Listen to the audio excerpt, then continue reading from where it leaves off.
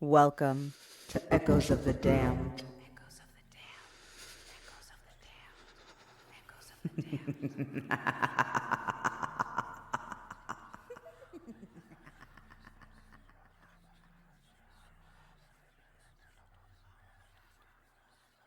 Welcome, dear listeners, to another spine chilling episode of Echoes of the Damned. Tonight, we journey to the eerie, windswept shores of the Yorkshire coast. Picture a quaint, picturesque English town that seems plucked straight out of a period drama. This is Whitby, a place of serene beauty where the sea sparkles on sunny days and the townsfolk stroll along the piers, taking in the charm of its cobbled streets and cozy boats. But all that changes when the skies darken and the North Sea swells with fury. Whitby transforms into a place steeped in shadow, where the past lingers in every stone, and ghostly whispers ride the bitter wind.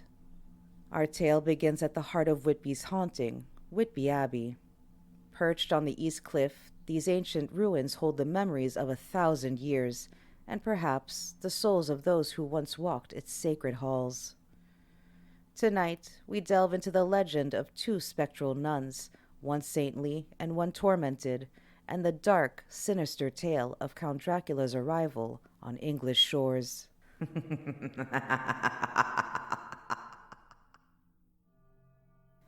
Our story begins in the 7th century with the founding of Whitby Abbey by the revered Hilda of Whitby. A figure of immense wisdom, Hilda was an abbess who counseled kings and inspired poets. Under her guidance, the abbey became a beacon of faith in the medieval Northumbrian kingdom. Hilda's life was not without suffering. Her final years were plagued by illness, yet she never wavered in her duties. When she passed in 680 AD, it was said that her soul was carried to heaven by angels, witnessed by a nun named Begu. The townspeople revered Hilda, and she was later canonized as Saint Hilda of Whitby. Even in death, Hilda's presence lingered. Locals say that when seabirds fly over the abbey, they dip their wings in honor of the saint. But the most chilling tale is that of her ghost, said to appear in the highest window of the northern side of the abbey on stormy nights. As the winds howl and the sea crashes below, some claim to have seen her pale figure gazing out into the void, only to vanish moments later. And then there's the legend of the abbey's well. They say that if you dare to look into its depths at midnight, one of two fates will befall you. If your heart is pure, you may catch a glimpse of Saint Hilda herself. But if darkness taints your soul, beware, for the devil might seize you. A sighting of Hilda's ghost, it seems, is either a blessing or a harbinger of doom. But Saint Hilda is not the only ghost said to haunt these ancient ruins. Another spirit, far less benevolent, roams the abbey's darkened corridors, a nun walled up alive for her sins. Her name was Constance de Beverley, a young woman who took a vow to serve God and renounce all worldly desires. Yet she broke this sacred vow when she fell in love with a knight, forsaking her promise of celibacy.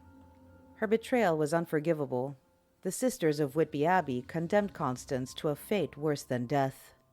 They bricked her up inside the abbey walls, leaving her to perish in the cold, damp darkness of the dungeon. Was it Saint Hilda herself who ordered this punishment, or was it another abbess who ruled in her stead during the so-called Dark Ages? We may never know, but the legend persists.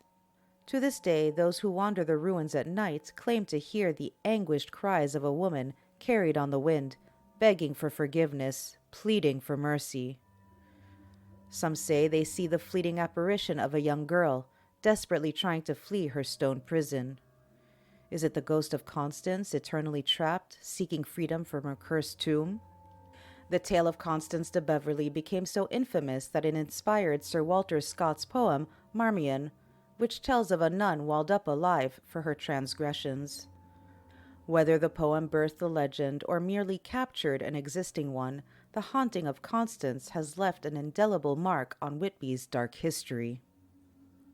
And now we turn to the story that cast Whitby into the annals of Gothic horror, the arrival of Count Dracula. It was here that Bram Stoker found the perfect setting for his immortal tale. Stoker arrived in Whitby in the summer of 1890, seeking inspiration for his new story.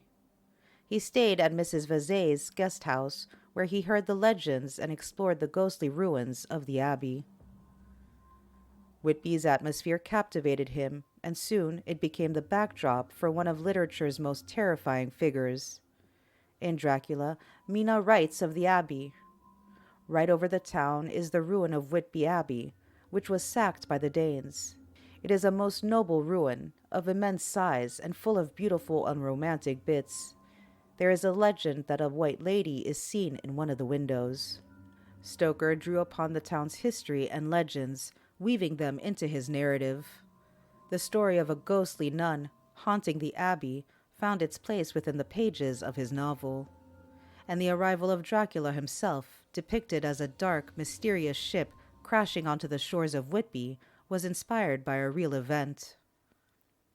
In 1885, a Russian ship called the Dmitri wrecked on the very same coast, carrying a cargo of silver sand.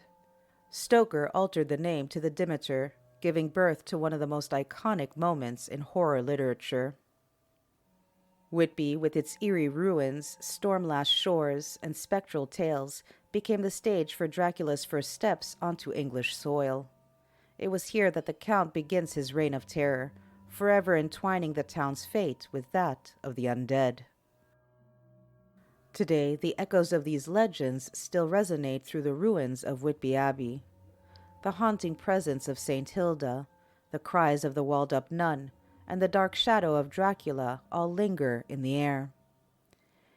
Each summer, the story of Dracula is performed at the Abbey, a macabre homage to the Gothic terror that Stoker unleashed upon the world. And one can only wonder, what would St. Hilda think of such a spectacle in the place where she once walked? Perhaps on some stormy night, when the wind howls through the crumbling walls and the sea crashes against the cliffs, you might catch a glimpse of a figure in the window, or hear the distant tolling of bells lost to the depths. But beware, dear listener, if you find yourself wandering Whitby after dark, for the ghosts of the past are never far away, and the line between legend and reality is as thin as a whisper on the wind. Until next time, my friends, sleep well, if you can.